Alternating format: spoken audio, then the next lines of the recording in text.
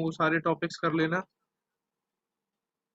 ये सारे important topics है, ध्यान रखना इस चीज़ का। तो चलिए, तो सबसे पहले स्टार्ट करते हैं बायोमोलिक्यूल्स। मैंने आपके साथ स्क्रीन शेयर कर ली है यहाँ पे, ठीक है। तो स्टार्ट करते हैं। सबसे पहले बायोमोलिक्यूल्स में देखो, जितनी चीज़ें मैं बता रहा हूँ, ठीक है, इतनी सफिशियंट है। मोस्टली क्वेश्चंस इसी में से रिपीटेड आते हैं। तो अभी कल ही पेपर है आप लोगों का, तो मैं आपको फटाफट फटाफट ना कुछ चीज़ें समझा देता हूँ। आप एक बार इसको जरूर रिकॉल कर लेना, ताकि आपको हेल्प हो जाएगी एक तरीके से। अगर इसमें से कुछ आ जाता है तो आप इसे अटेम्प्ट करके आ सकते हो इजीली। तो सबसे पहले यहाँ पर आपके आ गया question number 1। Which of the following does not give brick red PPT with Fehling solution. Fehling solution के बारे में आपको क्या चीज पता है?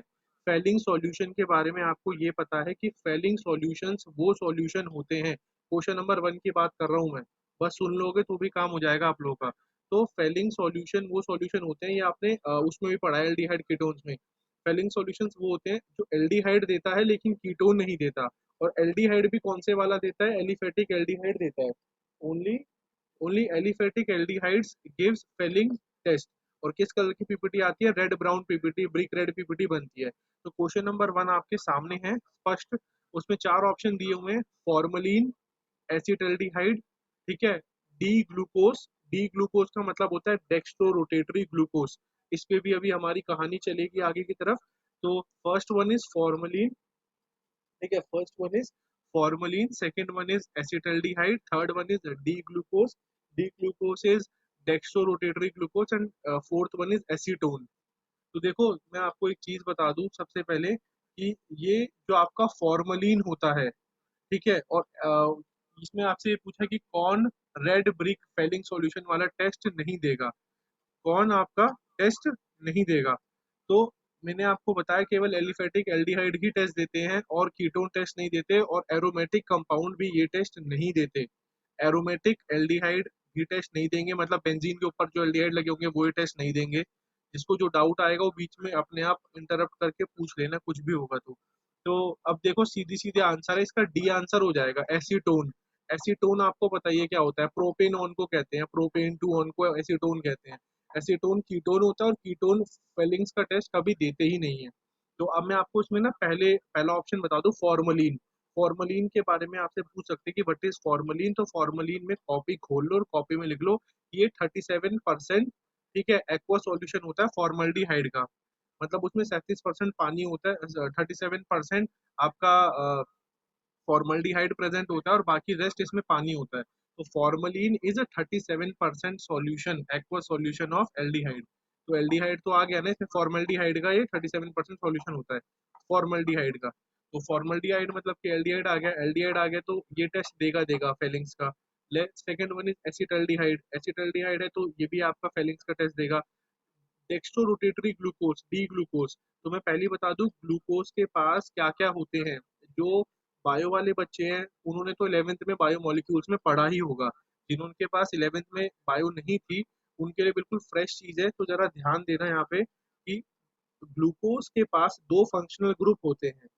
ग्लूकोज के पास दो फंक्शनल ग्रुप होते हैं, कौन कौन से? एक होता है अल्कोहल, एक होता है ग्लूकोज। एक होता है अल्कोहल, एक होता है एल्डिहाइड। ग्लूकोज के पास दो फंक्शनल ग्रुप होते हैं, एक होता है अल्कोहल, ठीक है, और सेकंड वन इज आपका एल्डिहाइड। अल्कोहल होता है, एल्डिहाइड होता है। तो क्योंकि इसके पास एल्डिहाइड है तो ये भी फेलिंग्स का टेस्ट देगा, ये भी फेलिंग्स का टेस्ट देगा। तो फेलिंग का टेस्ट सारे एल्डिहाइड देते हैं, एलिफेटिक वाले। तो फॉर्मलिन जो कि 37% सॉल्यूशन होता है फॉर्मल्डिहाइड का, तो फॉर्मल्डिहाइड का सॉल्यूशन है 40%, 37%, तो वो भी देगा। एसिटल्डिहाइड भी देगा, डी ग्लूकोज भी देगा, एसीटोन नहीं देगा क्योंकि वो प्रोपेनॉन है, ठीक है। तो ग्लूकोज में ध्यान रखना, which are the two main functional group which are present in the glucose. तो अल्कोहल एंड एल्डिहाइड ये दोनों आपके फंक्शनल ग्रुप प्रेजेंट होते हैं। Coming to the next page, ये आपका नीचे आ गई। अब मैंने यहाँ पर आपकी ये 6 ओपन कर दिया आपकी रिएक्शंस। अगर बाय चांस इसमें रिएक्शंस आती हैं तो आपको बस यही 6 आएंगी, ठीक है। ये बिल्कुल सॉर्टेड वे में मैंने आपके नोट्स तैयार करे हैं कि आपको इससे ज्यादा कुछ नहीं करना। थ्योरी में मत घुसना, पहले बता रहा हूँ, स्मार्टली 4 नंबर लेके बाहर निकलना है इस चैप्टर से, ठीक है। और ज्यादा ब्रीफिंग भी मैं इस चैप्टर की नहीं करूंगा क्योंकि प्रॉपर बायोलॉजी का चैप्टर है, ठीक है, तो हमें केवल 3 से 4 नंबर लेके बाहर निकलना है। तो जितनी चीजें मैं बता रहा हूँ ये आप समझते चलो और लिखते चलो, ताकि आपको दोबारा रिवाइज की जरूरत ना पड़े, क्योंकि अभी मैं समझा ही रहा हूँ इसको। तो आपको पता चल गया कि ग्लूकोज के पास दो फंक्शनल ग्रुप होते हैं, अल्कोहल और एल्डिहाइड, वो भी फेलिंग देगा, आपका फॉर्मलिन भी देगा, और आपका तीसरे वाला हो गया एसिटाल्डिहाइड, वो भी देगा। चौथे वाला आपका एसीटोन नहीं देगा, कीटोन नहीं देते फेलिंग टेस्ट। अब देखो यहाँ पे ध्यान दो, ग्लूकोज का स्ट्रक्चर बना हुआ है बीच में, ग्लूकोज का स्ट्रक्चर बना हुआ है यशार्थ, ये दिख रहा है तेरे को स्ट्रक्चर स्क्रीन में जो मैंने शेयर किया है?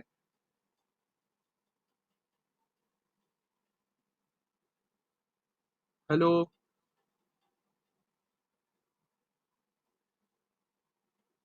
और किसी को दिखाई दे रहा है? Devesh, Kartik? Yes yes sir. हाँ ठीक है। चलिए, तो अब आगे देखिए, ये वाली स्क्रीन दिख रही है, ओपन हो गई आप लोगों को? ये जो मैंने एक टेबल सी है ये रिएक्शन की, 6 रिएक्शन है, 6 एरोज जा रहे हैं इसमें। यस सर दिखाइए। ठीक है ठीक है, चलो अब माइक बंद कर लो अपना। अब इधर देखो, सेंटर में है ग्लूकोज, ग्लूकोज का फॉर्मूला सबको पता है, C6H12O6। बनता कैसे है वो देख लो, CHO, ऊपर एल्डिहाइड है, नीचे CHOH। ठीक है, नीचे क्या हो गया इसमें, CHOH, और वो CHOH कितनी बार चलता है, 4 बार। CHOH 4 बार, नीचे CH2OH। तो सबसे टॉप पर देख लोगे एल्डिहाइड है, नीचे देख लोगे CH2OH में तो अल्कोहल है, और बीच में भी CHOH जो चल रहा है उसमें भी आपका अल्कोहल प्रेजेंट है। तो ये आपका प्रॉपर ग्लूकोज है। ये ग्लूकोज जब आगे चल के 6 डिफरेंट रिएक्शंस करता है, ये ग्लूकोज 6 डिफरेंट रिएक्शंस करता है। मैं वन बाय वन फटाफट समझाऊंगा, कोशिश करना आपको याद रहे, समझ आ जाए, क्योंकि इसमें से एक रिएक्शन क्वेश्चन में पूछी भी गई है। तो पहला है HI डाल दो, पहला क्या है, HI डाल दो। जैसे ही आपने HI डाला, हाइड्रोजन आयोडाइड डाला, ठीक है, अब ये जो 6 कार्बन है, क्योंकि ग्लूकोज का फॉर्मूला होता है C6H12O6, तो ये जो 6 कार्बन है ना, ये 6 कार्बन सीधे के सीधे हो गए, ये हेक्सेन बन गया, इससे सारे फंक्शनल ग्रुप हट गए। खुद देखो, CHO था तो यहाँ पे O हट गया, 2 हाइड्रोजन लग गए, CH3 हो गया। फिर CHOH 4 बार है, 4 बार है, तो यहाँ पर ये CHOH इन्हें क्या करा आपका, ठीक है, ये जो ऑक्सीजन था वो भी हटा दिया। मतलब प्रॉपर तरीके से अगर मैं बात करूँ, रिडक्शन हो गई है। HI रिड्यूसिंग एजेंट की तरह काम कर रहा है, यहाँ पे ऑक्सीजन हटाया जा रहा है, सारे फंक्शनल ग्रुप हटा दिए उसने, ऊपर से भी CHO से भी ऑक्सीजन हटा के 2 हाइड्रोजन ऐड कर दिए, नीचे CHOH जो 4 बार थे वहां से भी ऑक्सीजन हटा के, ठीक है, वहां से भी ऑक्सीजन हटा दिया, और जो CH2OH था नीचे, वहां से भी आप देखिए उसने O हटा दिया। तो बेसिकली हुआ क्या है, बेसिकली ये हुआ है कि ऑक्सीजन का रिमूवल हो गया है, और ऑक्सीजन का रिमूवल होते ही, जैसे ही आप ऑक्सीजन का रिमूवल करते हो तो आपने मतलब उसका रिडक्शन करा है, और आपने स्ट्रॉन्ग रिड्यूसिंग एजेंट डाला होगा, स्ट्रॉन्ग रिड्यूसिंग एजेंट हो गया HI। तो जैसे ही ग्लूकोज को HI में डालोगे, स्ट्रॉन्ग रिड्यूसिंग एजेंट में डालोगे, आपको स्ट्रेट लॉन्ग चेन मिल जाएगी हेक्सेन की। ठीक है, उसके बाद सेकंड में आते हैं NH2OH। NH2OH ये बहुत इंपॉर्टेंट रिएक्शन है, मैंने इसका नीचे क्वेश्चन भी डाल रखा है, ये देखो इधर, right down the structures and names of the product formed when D glucose, D मतलब कि dextro rotatory glucose is treated with hydroxylamine. Hydroxylamine किसे कहते हैं, अमीन मतलब होता है आपका NH2, और हाइड्रोक्सी ग्रुप किसका प्रीफिक्स होता है, OH का, अल्कोहल का। तो हाइड्रोक्सिल अमीन के साथ जब ये रिएक्शन होगी, हाइड्रोक्सिल अमीन के साथ जब ये रिएक्शन होगी ग्लूकोज की, तो देखो यहाँ पर ये रिएक्शन आ रखी है, इंपॉर्टेंट क्वेश्चन में मैंने डाली है, इसलिए मैं कह रहा हूँ ये जो ऊपर वाली टेबल है इस पर थोड़ा सा ध्यान देना, तभी नीचे आपको क्लियरली समझ आएगी चीजें। तो आपने यहाँ पे हाइड्रोक्सिल अमीन डाल दिया, NH2OH डाल दिया, ठीक है। अब NH2OH क्या करता है, ये बेसिकली आपको कार्बोनाइल ग्रुप की प्रेजेंस बताता है, कार्बोनाइल ग्रुप की प्रेजेंस बताता है। तो आपने ग्लूकोज में NH2OH डाल दिया, हाइड्रोक्सिल अमीन डाल दिया, तो हुआ क्या, हुआ ये, सब कुछ सेम रहा, कुछ नहीं चेंज हुआ, ठीक है, कुछ नहीं चेंज हुआ। खुद देखो आप, CHOH 4 बार था, वैसे का वैसे CH2OH था 4 बार, CH2OH नीचे था वो भी वैसे का वैसे, ऊपर जो CHO था, ऊपर जो CHO था, ध्यान से देखिए यहाँ CHO जो था, ये यहाँ आके इसने क्या कर दिया, इसने NH दे दिया, इसमें से वाटर रिलीज हो जाता है। NH2OH का नाम है हाइड्रोक्सिल अमीन, अमीन NH2 के लिए, हाइड्रोक्सिल OH के लिए, NH2OH। तो हुआ क्या, H2O बाहर निकल गया, पानी बाहर निकल गया, और NH जाके इस CHO के साथ जाके लग गए। तो CHO के साथ आप खुद देखिए, यहाँ CHO के साथ NH लग गया और कुछ नहीं हुआ। ये रिएक्शन लिखने के आपके 1 नंबर पक्का है, नाम हो जाएगा इसका ग्लूकोज ऑक्सिम। और ये क्या कंफर्म करता है, कंफर्म करता है कि भैया यहाँ पे CHO ग्रुप प्रेजेंट था। If CHO group is present in this reaction, तभी आपकी then this reaction will be proceed, otherwise not. तो ग्लूकोज से HI जाओगे, लॉन्ग चेन ऑफ हेक्सेन मिलेगी। ग्लूकोज से NH2OH हाइड्रोक्सिल अमीन जाओगे तो CH NH लग जाएगा, H2 बाहर हो जाएगा और बाकी सेम नीचे की चेन सेम रहेगी। उसके बाद नेक्स्ट बारी में आपने यहाँ पर डाल दिया HCN, ठीक है, हाइड्रोजन साइनाइड। नेक्स्ट बारी में आपने क्या डाल दिया, हाइड्रोजन साइनाइड। जैसे ही आपने यहाँ पे हाइड्रोजन साइनाइड डाला, जैसे ही आपने यहाँ पे हाइड्रोजन साइनाइड डाला, तो अब क्या हुआ है, डबल बॉन्ड जो O था वो टूट गया CHO का। नीचे फिर भी कुछ चेंज नहीं हुआ है, देख लो CHOH 4 बार थे, 4 के 4 बार है। CH2OH जैसे का जैसे था वो वैसे का वैसी है। लेकिन जो CHO ग्रुप था वो CHO टूट के CH के साथ एक CN चला गया, एक OH हो गया। ठीक है, CHO जो था CHO के साथ HCN टूट गया। HCN आपको पता ही है, जब पानी में डिसोसिएट होगा, ठीक है, जब आयोनाइज होगा तो H प्लस और CN माइनस बनेगा। तो ऑक्सीजन के ऊपर पार्शियल नेगेटिव चार्ज था। अब समझ के देखना, ये पूरी ऑर्गेनिक की क्लासों में यही सब चला है। ऑक्सीजन जब आपके पास ये CHO था, ठीक है, जब आप इस CHO को बनाते तो ऑक्सीजन के ऊपर पार्शियल नेगेटिव चार्ज होता।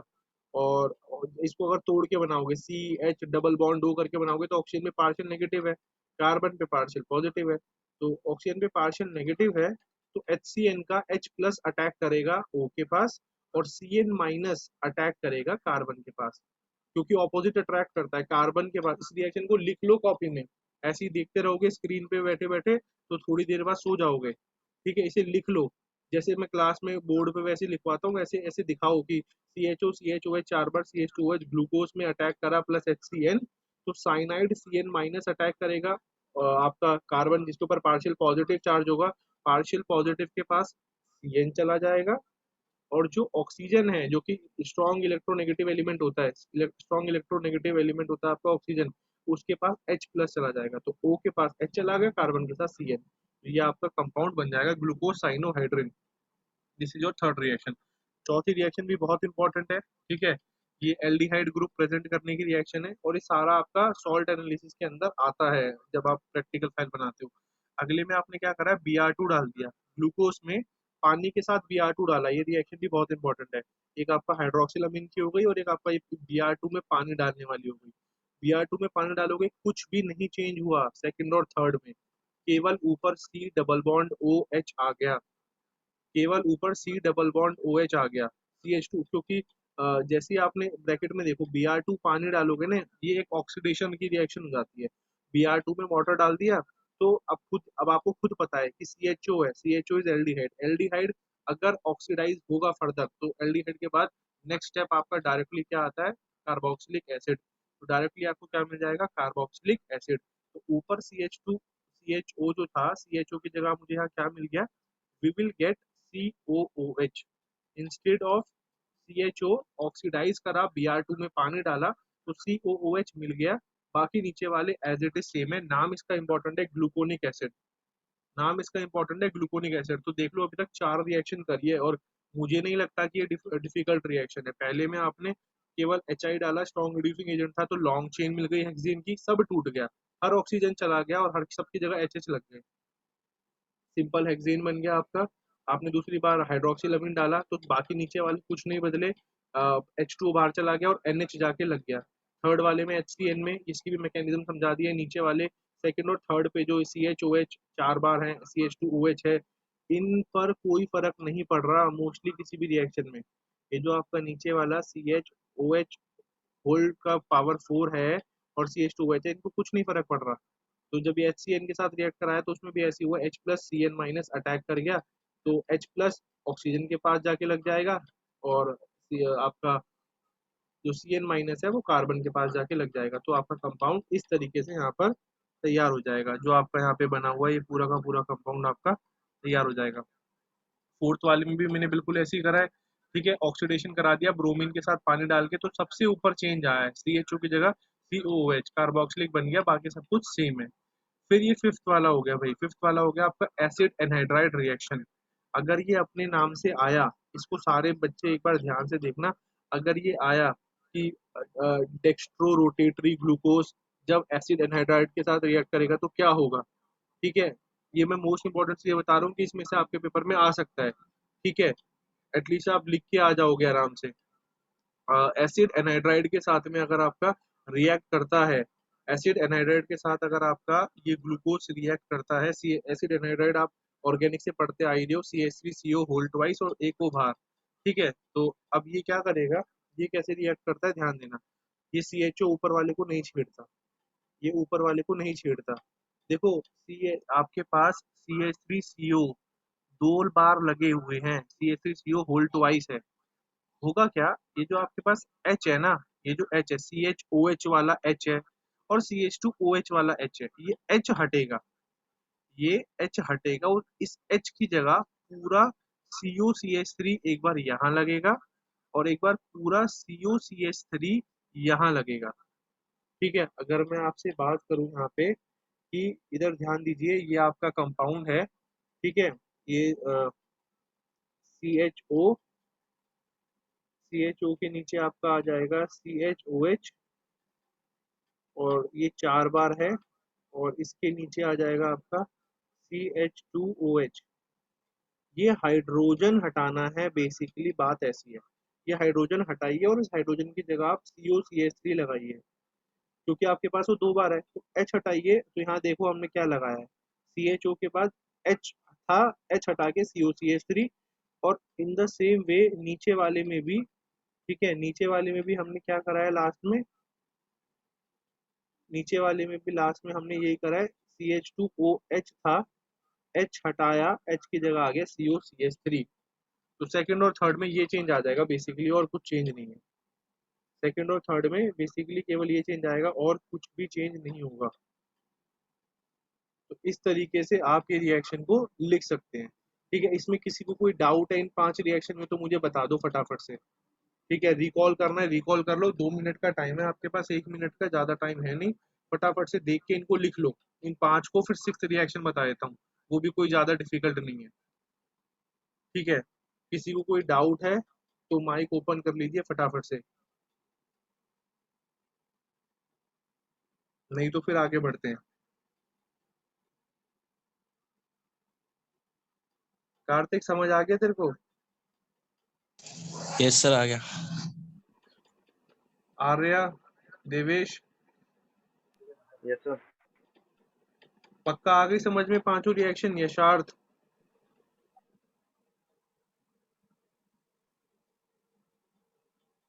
यशार्थ है क्लास में? नहीं है, इसमें तो दिखा रहा है।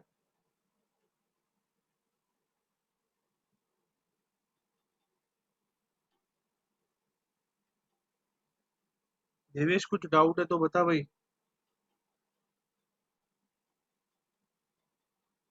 आवाज ही नहीं आ रही है। अच्छा, लास्ट वाली, फिफ्थ वाली, फिफ्थ वाली मैं बता देता हूँ। तेरा माइक बंद, बाकियों को आ रही है क्या इसकी आवाज, देवेश की? No sir. ठीक है, देवेश ये वाली देख ले भाई, फिफ्थ वाली। तो इसमें मैंने क्या बताया है, ये CHO के बाद ना CHOH था। ठीक है, पहले वाले ये मेरे पास ग्लूकोज है, ग्लूकोज का स्ट्रक्चर याद रखना पहले तो क्या होता है, CHO, CHOH 4 बार, CH2OH। इसके बाद ऊपर वाला कुछ नहीं चेंज हो रहा, ऊपर वाला CHO का CHO ही है।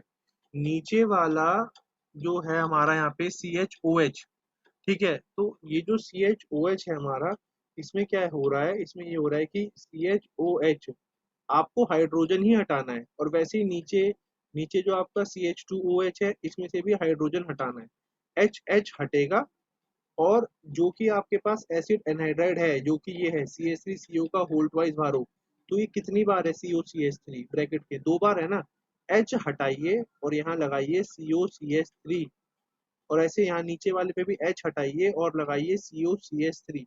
यही तो बनाया है मैंने, ध्यान से देखो, CHO और CHO सेम है, CHO और CHO सेम है, बाकी हाइड्रोजन की जगह क्या लग गया, हाइड्रोजन की जगह लग गया COCH3। और वैसे ही लास्ट में भी CH2OH में हाइड्रोजन की जगह क्या लग गया, हाइड्रोजन की जगह लग गया यहाँ पर भी आपका COCH3। बस हाइड्रोजन हटा के मैंने COCH3 दो बार लगाया है और कुछ भी नहीं करा, और कोई भी चेंजेस नहीं करे। नेक्स्ट आ जाइए, लास्ट रिएक्शन क्या है हमारी, HNO3 ऑक्सीडेशन करवा रहे हैं आप सीधा सीधा। ठीक है, HNO3 हम यहाँ पर क्या कर रहे हैं, ऑक्सीडेशन कर रहे हैं। चलिए, तो आगे बढ़ते हैं अब। लास्ट में आपने ऑक्सीडेशन करा दिया, कुछ नहीं चेंज हुआ। ऊपर वाला CHO, आपको पता है ऑक्सीडेशन हो रहा है, CHO will convert itself into carboxylic acid, तो COH में चला गया। यहाँ देखिए CHO ऑक्सीडेशन कराया COH, नीचे वाला CH2OH ये भी ऑक्सीडेशन करा के COOH। ठीक है, तो इस सैकेरिक एसिड या तो ग्लूकेरिक एसिड ये बन जाएगा। ऊपर वाले में भी COOH और नीचे वाले में भी COH, ये दोनों बन जाएंगे। तो ध्यान रखना कि भैया ऑक्सीडेशन की भी दो टाइप की रिएक्शन हो गई। अगर आपके पेपर में HNO3 डाल के आएगा तो आपने ऊपर और नीचे दोनों वाले को COH बताना है। लेकिन अगर आपके पेपर में Br2 डाल के आएगा ऑक्सीडेशन करने को, Br2 डाल के आएगा तो केवल आप ऊपर ऊपर ऑक्सीडेशन करवाएंगे, नीचे वाले को नहीं छेड़ेंगे, क्योंकि HNO3 ऑक्सीडेशन जो होता है HNO3 का, वो काफी अच्छा ऑक्सीडेशन होता है, वो स्ट्रॉन्ग ऑक्सीडाइजिंग एजेंट है। तो ऊपर वाले और नीचे वाले दोनों को, टॉप वाले को और बॉटम वाले को, इन दोनों का ही इसने कन्वर्ट कर दिया, एल्डिहाइड को भी COH में, और आपका जो CH2OH है इसको भी इसने चेंज कर दिया C डबल बॉन्ड OH में। ठीक है, इसके बाद आ जाइए, अब आपके साथ सवाल के साथ इनकाउंटर करवाता हूँ कि सच में सवाल आ रहे हैं। तो पहला क्वेश्चन ध्यान से देख लो, यहाँ पे हो सकता है कल के पेपर में आपको दिख जाए। ठीक है, right down the structure and names of the product form when D glucose, D glucose से कंफ्यूज कुछ नहीं होना, कुछ बहुत बड़ी टर्म नहीं है। डेक्स्टो रोटेटरी, अगर पढ़ लिया होगा SN1 SN2 तो पता होगा, laevo rotatory plane polarise light को रोटेट करता है एंटी क्लॉकवाइज क्लॉकवाइज में, और ये डेक्स्टो रोटेटरी राइट में रोटेट करता है। ठीक है, एक क्लॉकवाइज में करता है कि एंटी क्लॉकवाइज में, एक के साथ प्लस का साइन लगाते हैं, एक के साथ माइनस का साइन लगाते हैं। रेसिमिक मिक्सचर होता है 50-50% होता है दोनों का। ठीक है, और जो रेसिमिक मिक्सचर होते हैं 50-50% वाले, वो PPL को रोटेट करते ही नहीं है। ठीक है, ये मैंने कुछ बेसिक चीजें बता दी, क्या पता इसमें से आपके केस स्टडी आ जाए, असर्शन रीजन आ जाए, कुछ भी आ सकता है, तो ये इंपॉर्टेंट था। तो अब देखिए सवाल पहला क्या है। पहला सवाल बहुत बेहतरीन सवाल है, ठीक है, और बहुत आसान सवाल है। डी ग्लूकोज डेक्सोरोटेटरी ग्लूकोज है, ये बना दिया मैंने ग्लूकोज, आंसर साथ में मैंने अटैच कर रखे हैं ताकि कोई दिक्कत ना हो। हाइड्रोक्सिल अमीन, नाम देख के कंफ्यूज मत होना, पहले ही बताया भी ऊपर भी, अमीन मतलब NH2, हाइड्रोक्सी मतलब कि OH ग्रुप। तो NH2OH के साथ रिएक्शन करानी है, तो NH2OH के साथ पीछे रिएक्शन करी थी, आप इसे कॉपी में लिख लो, कॉपी में लिख लोगे तो रिवाइज हो जाएगा एक तरीके से हाथों हाथ। तो NH2OH की रिएक्शन कैसे होती थी, H2 बाहर और NH जाके टॉप पे लग जाएगा, मुझे भी याद हो गया, तो आपको भी याद हो जाना चाहिए। ठीक है, तो इधर देख लो, यहाँ पे CHO था, NH चला जाएगा, और डबल बॉन्ड देख लो किसके साथ बना है, डबल बॉन्ड बनेगा नाइट्रोजन के साथ, डबल बॉन्ड बनेगा नाइट्रोजन के साथ। CHO आगे खिसक जाएगा OH, और N आ जाएगा यहाँ पे, क्योंकि N बनाता है ट्रिपल बॉन्ड, N बनाता है आपका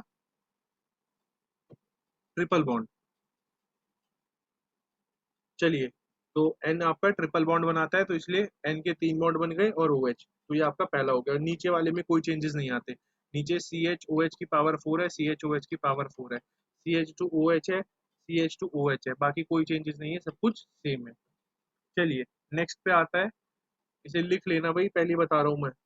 सेकंड वाला हो गया एसिटिक एनहाइड्राइड, ये जस्ट पीछे ही करा है अभी आपने, जस्ट पीछे करा है आपने। CHO, जो सेकंड लास्ट रिएक्शन थी जो देवेश ने अभी पूछी थी, CHO CHOH CH2OH, acetic anhydride मतलब वही CH3CO वोल्ट वाइज बाहर O। तो ऊपर वाले CHO में इस बार कोई चेंज नहीं आता, बताया था लास्ट का हाइड्रोजन हटेगा, COCH3 लगेगा, खुद देख लो आपके सामने, यहाँ पे CHO था, CHO अभी भी है, हाइड्रोजन जो था वो हट गया, उसकी जगह पूरा COCH3 लग गया, और जो बाहर 4 था वोल्ट वाइज में वो है बाहर 4। वैसे ही आपका CH2O, H हटा, H हट के क्या लग गया, COCH3। ठीक है, नाम हो गया इसका। अच्छा, right down the structures and names, तो स्ट्रक्चर भी बनाना है आपको, स्ट्रक्चर छोटा नहीं बनाना है आपको, ठीक है, कंडेंस नहीं बनाना है, ढंग से स्ट्रक्चर्ड वे में खोल के बनाना है। तो आपने स्ट्रक्चर नेम्स भी पूछे हैं, तो इसका मतलब जो मैंने आपको ऊपर टेबल बताई है उसमें आपको केवल रिएक्शन यही याद नहीं करनी है, you should learn name also. Glucose cyanohydrin पूछ सकते हैं क्या होगा, तो हो सकता है आपको रिएक्शन याद हो लेकिन पता ही ना हो कि व्हाट इज ग्लूकोज साइनोहाइड्रिन। वैसे ये NH2OH में क्या बनता है, ग्लूकोज ऑक्सिम।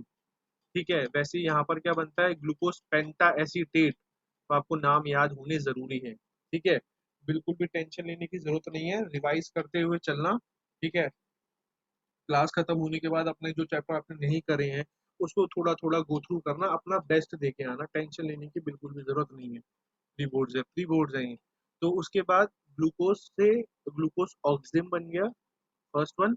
और सेकंड वाला आपका ग्लूकोज से ग्लूकोज पेंटा एसीटेट बन गया। ग्लूकोज से ग्लूकोज ऑक्सिम बन गया और ग्लूकोज से ग्लूकोज पेंटा एसीटेट बन गया।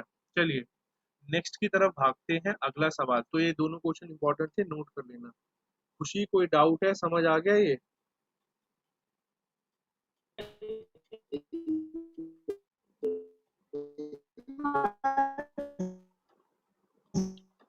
आवाज आपकी, आवाज ब्रेक हो रही है आपकी, मेरे को क्या कहते हैं। चलिए, इसमें मैंने चैट ऑप्शन भी बंद कर रखा है, नहीं तो मैसेज। चलिए तो आगे बढ़ते हैं नेक्स्ट टॉपिक पे।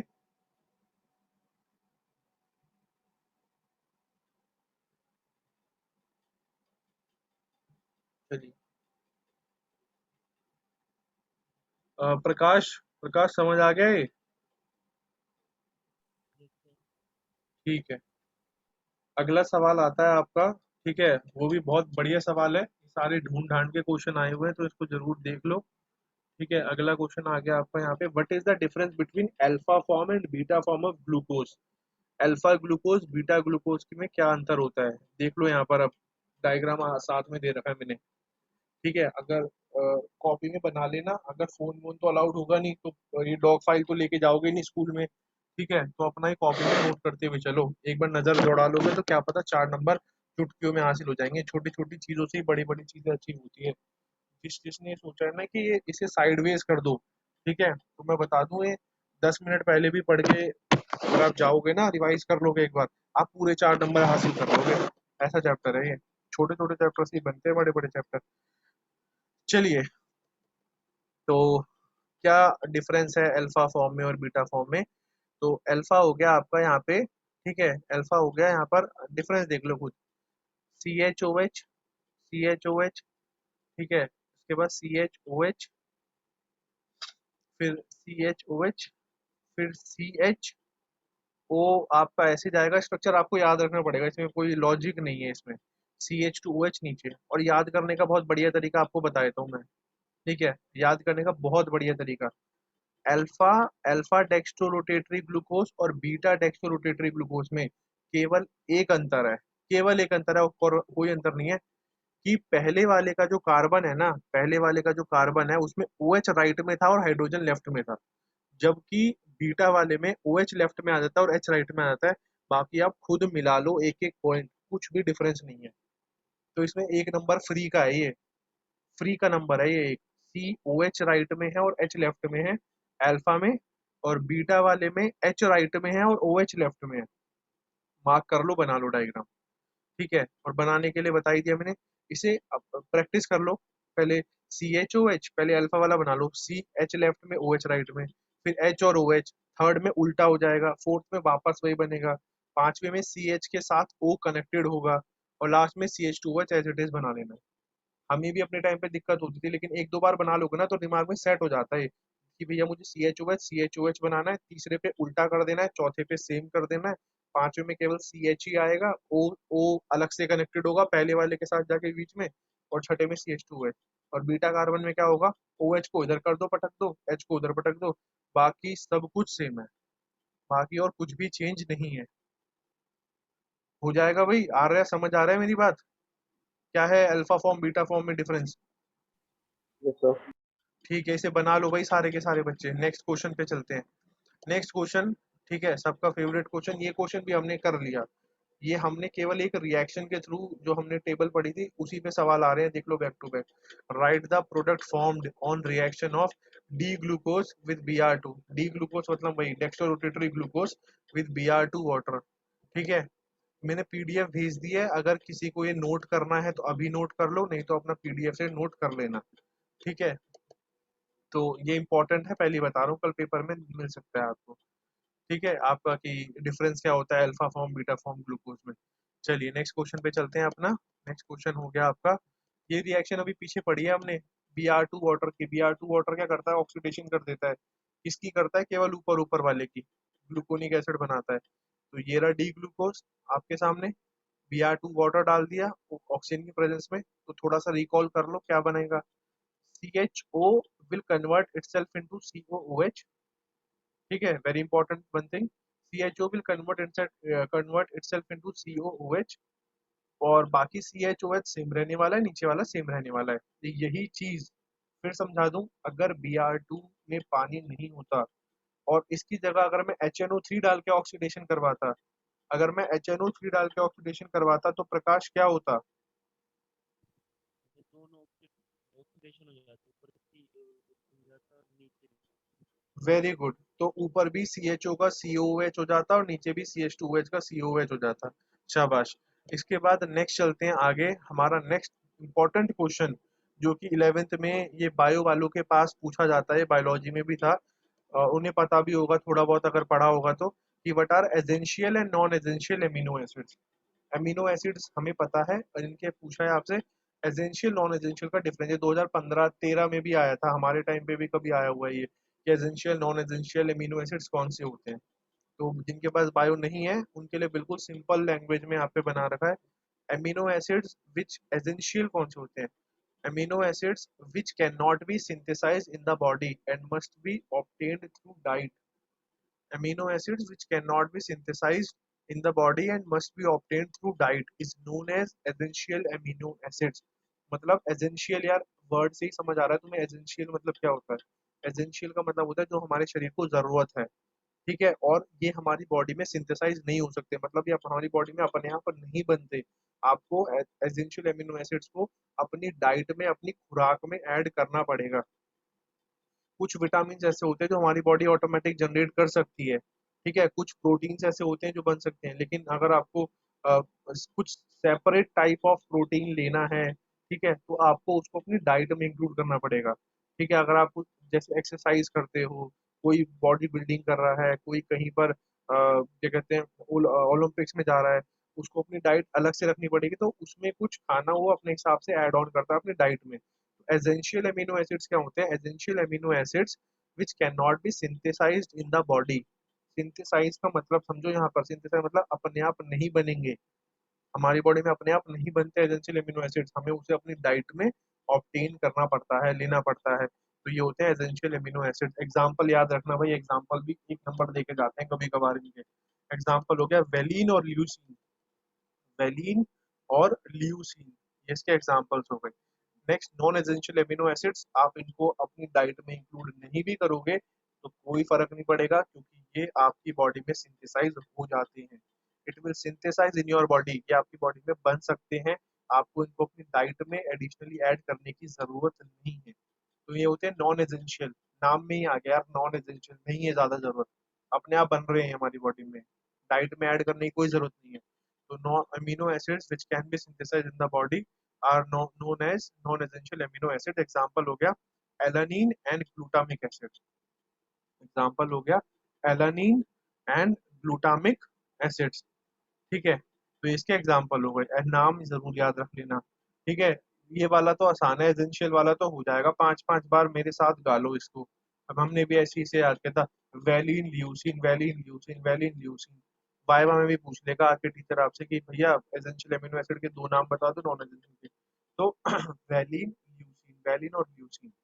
और नॉन एसेंशियल में अगर पूछ लेगा तो एलानिन और ग्लूटामिक एसिड, एलानिन और ग्लूटामिक एसिड। नेक्स्ट आ गया, चलिए भाई आगे बढ़ते हैं। Give one example each of acidic and basic amino acids along with structure।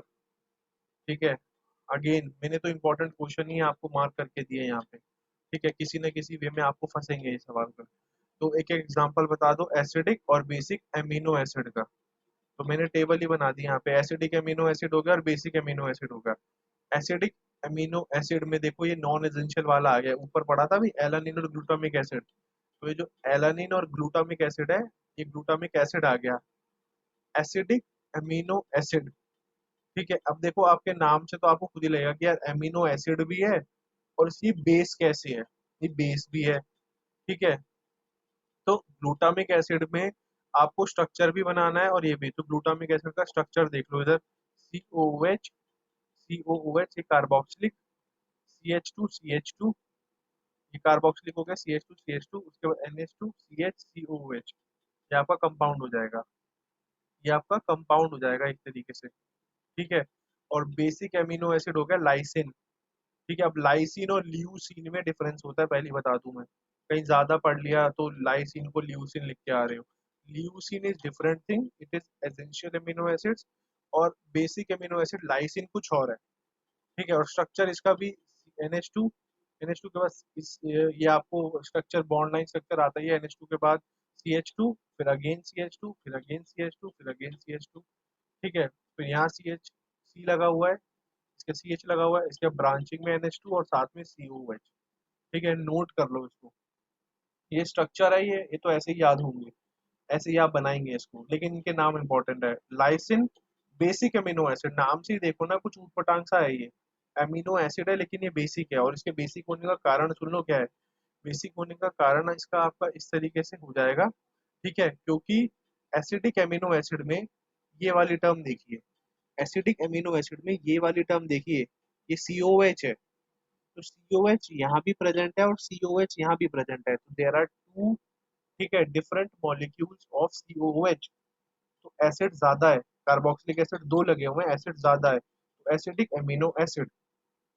Right वाले में देखिए COH केवल यहाँ मौजूद है, इधर लेफ्ट वाले में देखिए क्या मौजूद है, NH2, और NH2 इज अ बेस, तो यहाँ NH2 दो बार लगा हुआ है, यहाँ NH2 दो बार लगा हुआ है, तो अगर NH2 दो बार लगेगा, अगर NH2 दो बार लगेगा तो दो बार NH2 एक बार COH, तो बेस ज्यादा लगे हुए हैं, तो वो बेसिक एमिनो एसिड। और लेफ्ट वाले में देखिए, लेफ्ट वाले में देखिए, इसमें COOH दो बार लगा हुआ है। ठीक है, लेफ्ट वाले में देखिए इसमें COOH दो बार लगा हुआ है, तो यहाँ भी एक बार और यहाँ पर भी एक बार, तो दो बार COH लगा हुआ है, तो इसलिए एसिडिक अमीनो एसिड।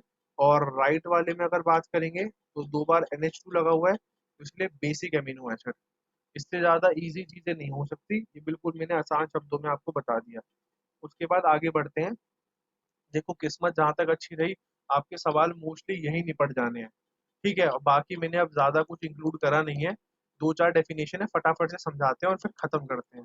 ठीक है, ताकि ज्यादा दिक्कत ना आए, ज्यादा टेंशन मत लेना, इस चैप्टर को लेके आराम से क्वेश्चन बना लोगे। एक नंबर की कुछ डेफिनेशन भी मार्क कर दी है मैंने इसमें।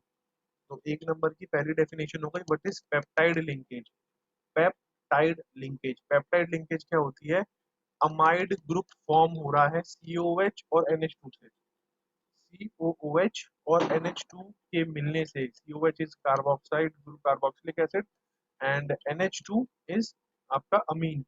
तो इसके मिलने से जो आपका अमाइड बनता है, और अमाइड सबको पता है क्या होता है, अमाइड इसको नहीं पता तो लिख लो CONH2, CONH2, ये आपका अमाइड ग्रुप होता है। तो जो अमाइड ग्रुप फॉर्म, ठीक है, with the help of COH group and NH2 group, ये डेफिनेशन बिल्कुल इजीली सिंपल सोबर तरीके से लिखी है, कुछ कॉम्प्लेक्स मैंने इसमें ऐड नहीं करा है, ताकि आपको दिक्कत ना हो, क्योंकि आप एक दिन पहले पढ़ रहे हो, ज्यादा मैंने इसमें कॉम्प्लिकेटेड टर्म नहीं डाली है। सिंपल से आप इसको याद कर सकते हो कि पेप्टाइड लिंकेज में क्या होता है, COH और NH2 ग्रुप के बीच में बॉन्ड बनता है। ठीक है, और ये एफर्ट इसीलिए है कि पेपर अच्छा जाएगा, आप लोगों का अच्छा करके आओगे। ठीक है, बाकी जैसी तैयारी होगी वैसा तो होगा ही होगा पेपर। तो और एक दिन नहीं सोओगे, कम सोओगे तो भी कोई खास फर्क पड़ने वाला है नहीं, तो पढ़ के जाओ, खुद ही कॉन्फिडेंस बूस्टअप होगा कि हाँ हम सवाल बना के आए हैं। नेक्स्ट हो गया ग्लाइकोसाइडिक लिंकेज, तो पेप्टाइड लिंकेज क्या हो गया, पेप्टाइड लिंकेज, आर्य पेप्टाइड लिंकेज बता दे भाई क्या होता है फटाफट से।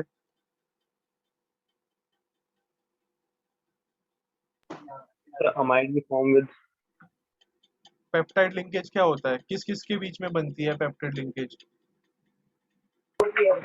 COH और NH2 ग्रुप के बीच में अमाइड के साथ। ठीक है, तो अमाइड फॉर्म होता है, अमाइड फॉर्म होता है, और रिएक्शन किस किस के बीच में होती है, COH ग्रुप और NH2 ग्रुप के बीच में होती है। नेक्स्ट पे आ जाइए, the two monosaccharide units are joined together. Glycosidic में क्या है, अगर दो मोनोसेक्राइड्स, ठीक है, दो मोनोसेक्राइड यूनिट्स अगर आपस में कंबाइन होती है, ठीक है, थ्रू एन इथीरियल और oxide linkage formed by a loss of molecule of water. देखो ग्लाइकोसाइडिक को याद करने का तरीका मैं आपको बता दूं। ठीक है, ग्लाइकोसाइडिक को याद करने का तरीका, अब इसकी डेफिनेशन है, इसको आपको याद करना पड़ेगा कि इसमें वाटर रिलीज होता है। ठीक है, इसमें आपका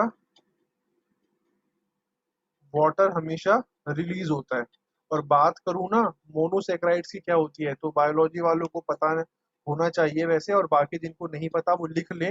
monosaccharides are simple sugars, simple sugar को मोनोसेक्राइड्स कहते हैं, ठीक है। और इसका एग्जाम्पल भी लिखिए आप, glucose and fructose, glucose and fructose, ठीक है। Monosaccharides are basically simple sugar, जो चीनी होती है आपकी, ठीक है, शुगर होती है आपकी, उसमें ग्लूकोज होता है, आपको पता ही होगा।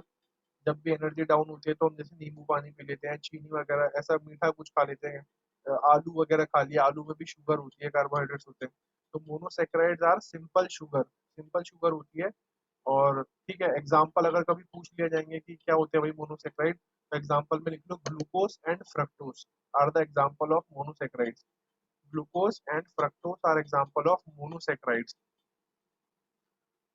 ठीक है। तो अब ये क्या कह रहे हैं, ग्लाइकोसाइडिक लिंकेज में, ग्लाइकोसाइडिक लिंकेज क्या होती है, दो मोनोसेक्राइड के बीच में बॉन्ड बनेगा, ठीक है, ऑक्साइड की लिंकेज होगी, मतलब ऑक्सीजन ऑक्सीजन के थ्रू बॉन्ड बनने वाले हैं, ठीक है। और इसमें और जो बॉन्ड बनेंगे उसकी हेल्प से क्या हो जाएगा, loss of molecule of water हो जाएगा, पानी का मॉलिक्यूल एक आपका लॉस हो जाएगा। इसको याद करने की कोशिश करना, इसको जितना इजी बना सकता था मैंने इजी लिख दिया, ठीक है। ज्यादा डीप में मत घुसना इसमें, पहले बता रहा हूँ, केवल ये याद कर लो, monosaccharide are the simple sugar like fructose and glucose, and if two monosaccharide units two monosaccharide units if are joined to each other with the oxide linkage, then a removal of H2O will take place, that's it।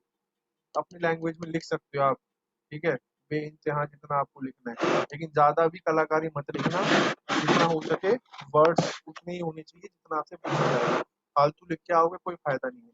तो ये हो गया आपका glycosidic linkage. Peptide क्या था, peptide था आपका amide form हो रहा था, पेप्टाइड क्या था आपका, पेप्टाइड था आपका अमाइड फॉर्म हो रहा था, अमाइड फॉर्म हो रहा था COH और NH2 के बीच में। और ग्लाइकोसाइडिक जो लिंकेज थी वो क्या कह रही थी, ग्लाइकोसाइडिक लिंकेज कह रही थी कि भैया दो मोनोसेक्राइड ले लेना, सिंपल शुगर ले लेना, और दो मोनोसेक्राइड के एग्जांपल हो गए आपके ग्लूकोज फ्रक्टोज, दोनों को ले लो, ऑक्साइड के बॉन्ड से उनके लिंकेज करा लो, ठीक है, और उसके बाद आपका लॉस ऑफ वाटर हो जाएगा टेक प्लेस, और ये आपकी ग्लाइकोसाइडिक लिंकेज तैयार है। Next, invert sugar. शुगर सबको पता है क्या होती है, चीनी होती है, जिसे हम ग्लूकोज भी कहते हैं, ठीक है, आसान भाषा में। मैं वो टर्म यूज ही नहीं करूंगा जो बायोलॉजी से ज्यादा रिलेटेड है, क्योंकि बाकी बच्चों के सर के ऊपर से बाउंसर निकल जाएगा। मैं बिल्कुल इजी और सिंपल लैंग्वेज यूज करूंगा। इन्वर्ट शुगर, शुगर होती है आपकी ग्लूकोज, C6H12O6, जो आपको फॉर्मूला पता होगा, C6H12O6। तो शुगर तो वही होती है आपकी, मोनोसेक्राइड्स हो गई। अब इन्वर्ट शुगर का मतलब क्या है, तो आगे देखते हैं, चलिए। Equimolar mixture of glucose and fructose, ठीक है। अभी नाम दोबारा आ गया, ग्लूकोज फ्रक्टोज, तो इससे आपको हिंट लग जाना चाहिए, लिंकेज होनी चाहिए दिमाग में, कि ग्लूकोज फ्रक्टोज आया तो मतलब ये मोनोसेक्राइड्स की बात हो रही है। An equimolar mixture of glucose and fructose obtained, बराबर बराबर मिक्सचर आपको इन दोनों का मिला है, कैसे मिला है, obtained by hydrolysis of sucrose in the presence of an acid such as dilute HCl और द एंजाइम इन्वर्टेज और sucrase is called invert sugar, ठीक है। अभी इतनी बड़ी बात, इतनी बड़ी बात इन्होंने यहाँ पे लिख के दी है, ठीक है। अब इतनी बड़ी बात इन्होंने यहाँ पे लिख के दी है, तो अब क्या करेंगे हम, नेक्स्ट हम स्टार्ट करेंगे आपका, इसके बाद जो नेक्स्ट टॉपिक है इन्वर्ट शुगर है, इसमें डेफिनेशन फटाफट से नोट करिए, इसकी डेफिनेशन बहुत इंपॉर्टेंट है, ये आपके पेपर में भी आती है। तो इन्वर्ट शुगर लिखिए, an equimolar mixture of glucose and fructose obtained, glucose fructose ये दोनों चीजें आपको मिल जाएंगी।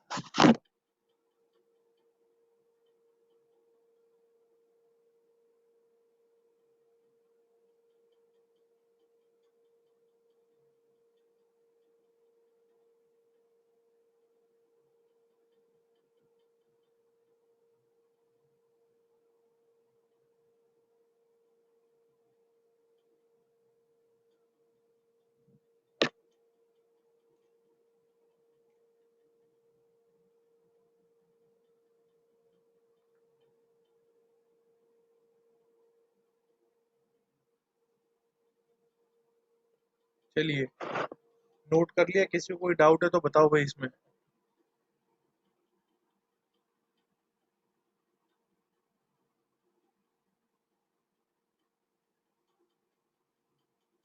सर इन्वर्ट शुगर दोबारा बताना। इन्वर्ट शुगर में क्या होता है, हमें ग्लूकोज और फ्रक्टोज मिलता है। ग्लूकोज और फ्रक्टोज अब दोनों ही मोनोसेक्राइड्स हैं, ठीक है। और एक चीज बता दूं मैं, दोनों का फॉर्मूला भी सेम होता है, ठीक है। दोनों का फॉर्मूला भी सेम होता है, सिंपल शुगर कहते हैं इनको। दोनों को ही C6H12O6 कहते हैं। दोनों को ही C6H12O6 कहते हैं, दोनों का नाम सेम है इसमें। मैंने इसमें मेरे ख्याल से स्ट्रक्चर भी लगा रखा है, अगर देखता हूँ मैं। हाँ ये देखो इधर, सेम स्ट्रक्चर है इनका, कोई डिफरेंस नहीं है। बस इसमें लगने का तरीका जो है थोड़ा सा चेंज हो जाता है, और कुछ नहीं होता, ठीक है। तो बस इस तरीके से आपको ध्यान रखना है, बाकी और कोई दिक्कत नहीं है इसमें। तो ग्लूकोज एंड फ्रक्टोज, ग्लूकोज और फ्रक्टोज, ठीक है, ये दोनों C6H12O6 ही होते हैं। दोनों ही C6H12O6 होते हैं, बनते किससे, सुक्रोज से। और सुक्रोज होता है डाइसेक्राइड। सुक्रोज का फॉर्मूला क्या होता है, ये मैं आपको बता दूं। सुक्रोज का फॉर्मूला लिख लो, C12H22O11। C12H22O11, मैं एक बार आपको चेक भी करवा देता हूँ यहाँ पे। सुक्रोज gives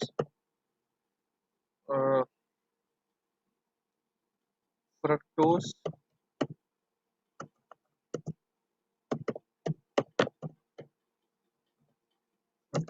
and ये, अब यहाँ पर जरा ध्यान देना, रिएक्शन होगी, अगर स्क्रीन आपको यहाँ दिख रही होगी तो ये देखिए, ये थोड़ा सा मैं यहाँ पे जूम कर दूंगा। C12H22, ये रही रिएक्शन। C12H22O11, ये रहा सुक्रोज। सुक्रोज डाइसेकेराइड होता है, पानी डाल दिया इसमें H2 उठा के। ये आपका मैं बता रहा हूँ, असर्शन रीजन में पूछ लेंगे कि सुक्रोज में H2 डाला, डाइल्यूट HCl डाला, सुक्रोज में H2 डाला, HCl डाला, तो क्या बना, C6H12O6। ये ग्लूकोज है, C6H12O6 ये फ्रक्टोज है, दोनों में सेम चीजें बनी है, दोनों में बिल्कुल सेम चीजें बनी है। नोट कर लीजिए इसको, यही रिएक्शन मैं आपको समझा रहा हूँ इतनी देर से कि सुक्रोज में पानी डालोगे, एसिड डालोगे, ग्लूकोज फ्रक्टोज मिल जाएगा। ये इन्वर्ट शुगर हो गई और कुछ नहीं है, ठीक है। पॉलीपेप्टाइड्स क्या हो गए, पेप्टाइड अभी पीछे वर्ड आया था, जैसे पेप्टाइड आया था ना पीछे वर्ड, वैसे होता है पॉलीपेप्टाइड। पॉलीपेप्टाइड में क्या होता है, बहुत सारे आपके अल्फा एमिनो एसिड्स होते हैं, ठीक है, जो आपस में टुगेदर ज्वाइन होते हैं, ठीक है। जितने भी आपके मॉलिक्यूल्स होते हैं अल्फा एमिनो एसिड्स के, वो आपस में ज्वाइंट होते हैं। क्या किससे ज्वाइन होता है, पेप्टाइड बॉन्ड से। और पेप्टाइड बॉन्ड क्या होता है वो मैंने आपको बता दिया। पेप्टाइड बॉन्ड क्या होता है वो मैंने आपको बता दिया, ठीक है। तो नोट करिए इसको, नोट करके फिर अल्फा हेलिक्स स्ट्रक्चर के बारे में जानते हैं। Alpha helix and beta pleated sheet, alpha helix and beta pleated sheet structure of protein, ये बहुत इंपॉर्टेंट है भाई। ये लास्ट में बस अब दो टॉपिक बचे हैं, फिर खत्म करते हैं।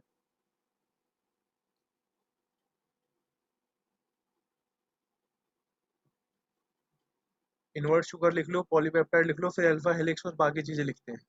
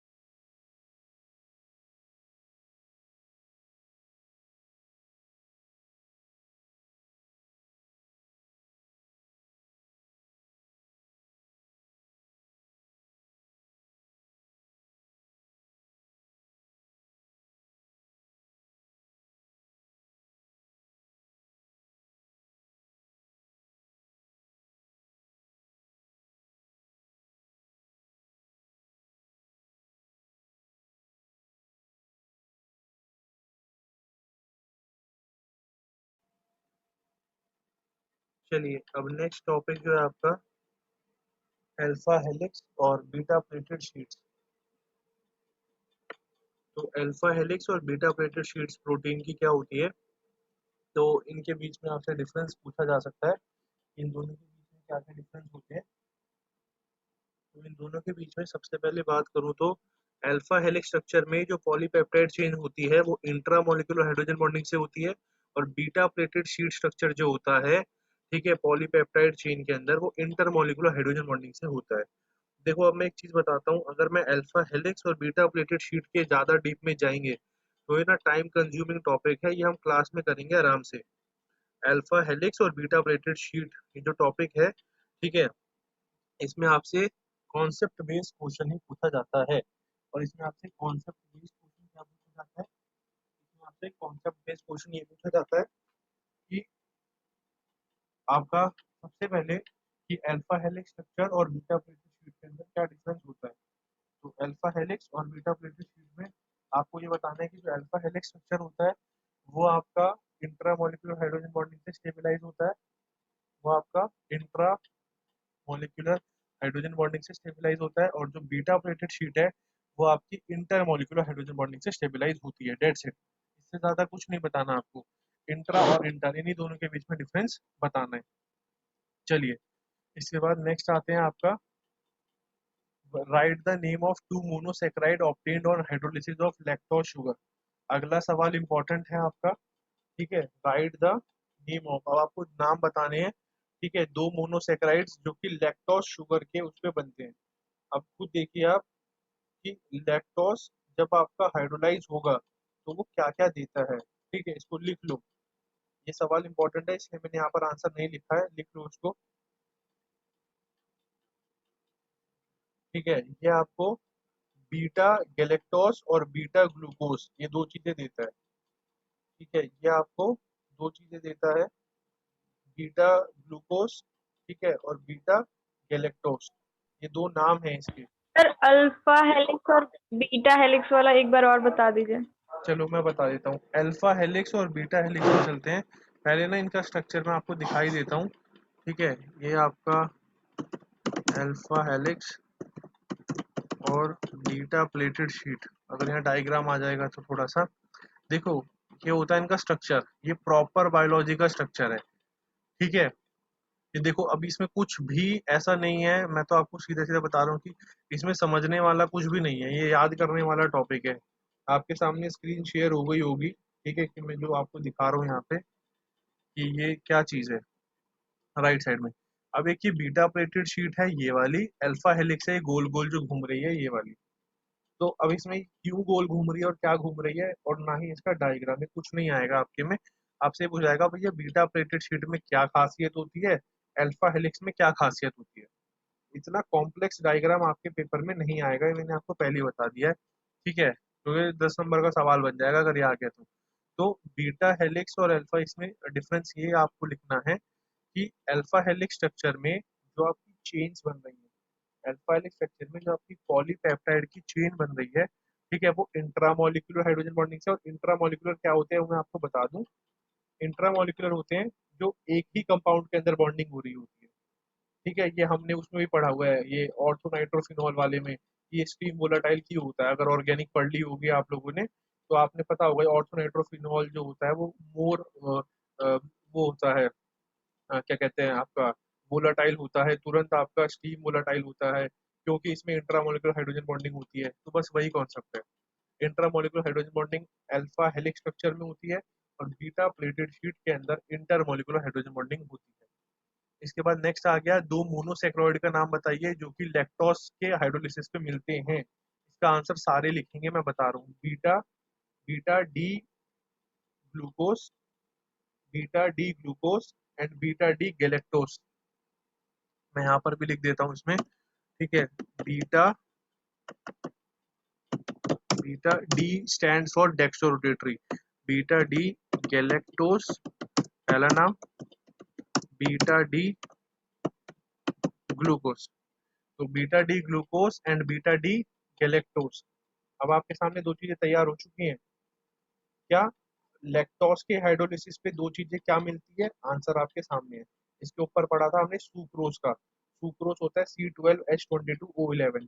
सुक्रोज के हाइड्रोलिसिस करने पर, जिसमें हमने अभी रिएक्शन दिखाई थी, HCl डालोगे, ये इन्वर्ट शुगर वाला, सुक्रोज का अगर हाइड्रोलिसिस करोगे, ये लिखा सुक्रोज, सुक्रोज का हाइड्रोलिसिस करोगे आपको मिलता है ग्लूकोज और फ्रक्टोज।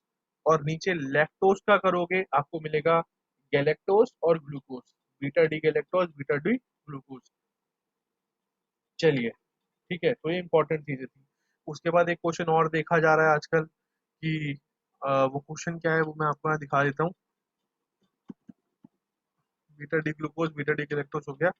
विटामिन सी जो होता है वो आपकी बॉडी में स्टोर नहीं होता। वाई?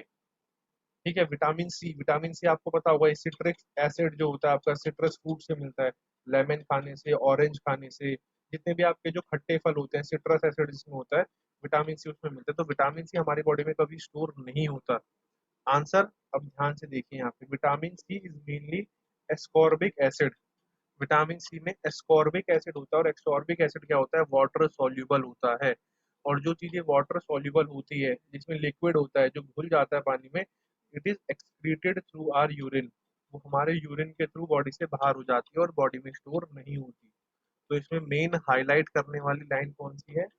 मेन हाईलाइट करने वाली लाइन है एस्कॉर्बिक एसिड। मेन हाईलाइट करने वाली कौन सी लाइन है? Ascorbic acid.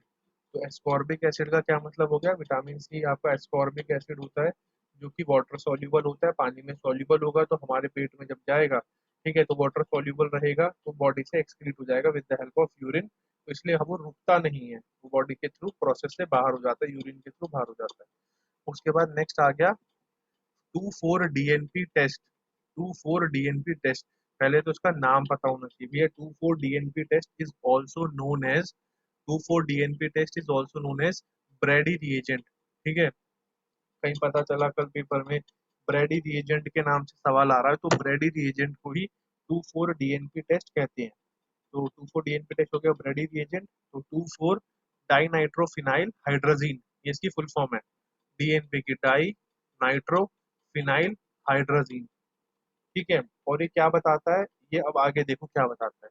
ये बताता है आपका क्वालिटेटिव आइडेंटिफिकेशन ऑफ कीटोन, मतलब कीटोन बताएगा, कीटोन बताने के बाद एल्डिहाइड बताएगा, कीटोन की फंक्शनैलिटी और एल्डिहाइड की फंक्शनैलिटी, ये दोनों चीजें ये बताने वाला है। ठीक है, ये दोनों चीजें बताने वाला है, किस किस की आइडेंटिफिकेशन करता है, कौन कौन से टेस्ट देता है, कीटोन भी ये देते हैं और एल्डिहाइड भी देते हैं। ठीक है, अब पॉजिटिव टेस्ट, अगर इसका पॉजिटिव टेस्ट हो जाता है तो आपको एक पीपीटी मिलती है, डाइनाइट्रोफिनाइल हाइड्राजीन की जगह हाइड्राजोन हो जाता है, इसकी पीपीटी बनती है। तो आपसे ये कोई पूछेगा नहीं कि पीपीटी किसकी बनेगी, हाँ ये जरूर पूछेंगे कलर क्या होगा, तो येलो ऑरेंज रेड इस कलर की पीपीटी बनेगी।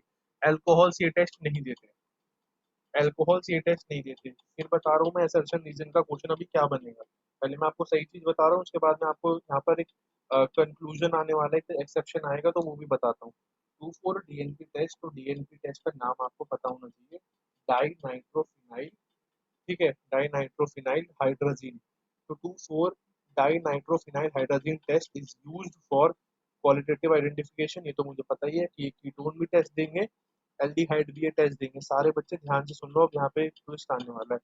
तो ये जितनी भी चीजें हैं, या कीटोन भी देगा एल्डिहाइड दोनों दे रहे हैं। ठीक है, और टेस्ट देने के बाद पीपीटी जो बनेगी वो येलो ऑरेंज रेड कलर की बन सकती है। और पीपीटी का नाम क्या होगा, कंपाउंड का नाम क्या होगा, तो 2,4 डाइनाइट्रोफिनाइल हाइड्रोजीन की जगह हाइड्रोजोन हो गया, 2,4 डाइनाइट्रोफिनाइल हाइड्रोजोन की पीपीटी बनेगी। अल्कोहल ये टेस्ट नहीं देते, केवल कीटोन देते हैं, एल्डिहाइड देते हैं। अब देखो पिक्चर कहाँ चेंज होती है, पिक्चर चेंज होती है अगले सवाल में। और अगला सवाल क्या है, वो ये है, why does glucose does not give DNP test? Glucose DNP test क्यों नहीं दे रहा? आपने अभी तक ग्लूकोज के बारे में ये चीज पढ़ ली है कि ग्लूकोज के पास OH ग्रुप भी होता है और CHO ग्रुप भी होता है, it contains aldehyde, it contains alcohol, दोनों ग्रुप है उसके पास। दोनों ग्रुप होने के बाद भी ये वो डीएनपी टेस्ट नहीं दे रहा है। ठीक है, ये आएगा पक्का असर्शन रीजन में। ठीक है, असर्शन में क्या डाल देंगे, असर्शन में डाल देंगे डीएनपी टेस्ट नहीं दे रहा है, रीजन में कुछ कुछ लिख देंगे, तो अब यहाँ आपको उसका रीजन मिल जाएगा कि ग्लूकोज डीएनपी टेस्ट क्यों नहीं देता। दिस इज बिकॉज ग्लूकोज जो है स्किफ रिएजेंट के साथ रिएक्ट नहीं करता। ठीक है, और due to for DNP test नहीं देता, स्किफ रिएजेंट के साथ नहीं करता, डीएनपी टेस्ट नहीं करता। और इसके पीछे का रीजन क्या है, इसके पीछे का रीजन क्या है, इसके पीछे का रीजन ये है, ठीक है, वो इंटरनल साइकिलिंग बनाता है। इंटरनल साइकिलिंग बनाने की वजह से, इंटरनल साइकिलिंग बनाने की वजह से कोई फ्री एल्डिहाइड ग्रुप उसके पास होता ही नहीं है, वो अपने अंदर ही अंदर साइकिल बना रहे हैं, अंदर ही अंदर साइकिल बना रहे हैं। तो उसके पास फ्री एल्डिहाइड नहीं होता इंटरनल साइक्लिंग की वजह से, उसके पास फ्री आपका नहीं होता है, क्या कहते हैं, एल्डिहाइड प्रेजेंट, और फ्री एल्डिहाइड नहीं होगा तो 2,4-DNP टेस्ट नहीं देगा। Thus it does not give an aldehyde group reaction. फिर से समझ लो इसको, ये 2 पॉइंट को 2 मिनट दे रहा हूँ मैं आपको, इसको समझ लो। समझना केवल क्या है, मेन लाइन क्या पकड़नी है, ग्लूकोज की फ्री एजेंट के साथ टेस्ट नहीं देता, डीएनपी टेस्ट नहीं देता, क्योंकि वो इंटरनल साइक्लिंग बना लेता है, और इंटरनल साइक्लिंग बनाने की वजह से उसके पास it contains no free aldehyde group, कोई एल्डिहाइड ग्रुप फ्री ही नहीं है रिएक्ट करने के लिए, और फ्री ही नहीं है तो it will not give any test, ये 2,4-DNP टेस्ट नहीं देगा। ठीक है, दोनों को फटाफट से एक बार पढ़ लो जल्दी से, फिर आगे चलते हैं, लास्ट बचा है 2 मिनट में क्लास खत्म करते हैं।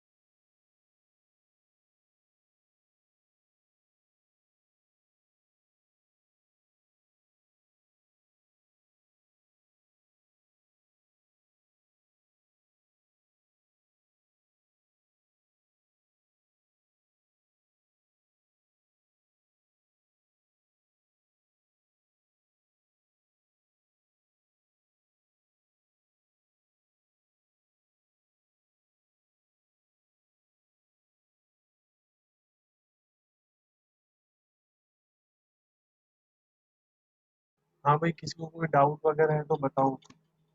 2,4-DNP टेस्ट में और अल्कोहल ये टेस्ट नहीं देते, ग्लूकोज CHO होने के बाद भी ये टेस्ट नहीं दे रहा है 2,4-DNP टेस्ट, क्योंकि दो दो वर्ड में समझो इसको बस, क्यों नहीं दे रहा है ये। ठीक है, कि क्योंकि इनके ये इंटरनल साइक्लिंग फॉर्म करते हैं, इंटरनल साइक्लिंग या साइक्लो साइक्लिंग कुछ भी यूज कर लो आप। ठीक है, साइक्लिक वर्ड यूज होना चाहिए कि इंटरनल साइक्लिंग यूज कर रहे हैं, तो फ्री एल्डिहाइड नहीं है, फ्री एल्डिहाइड नहीं है तो क्या होगा, फ्री एल्डिहाइड नहीं है तो एल्डिहाइड ही नहीं है, तो फिर काय का 2,4-DNP टेस्ट। कोई डाउट है किसी को तो बताइए फटाफट से।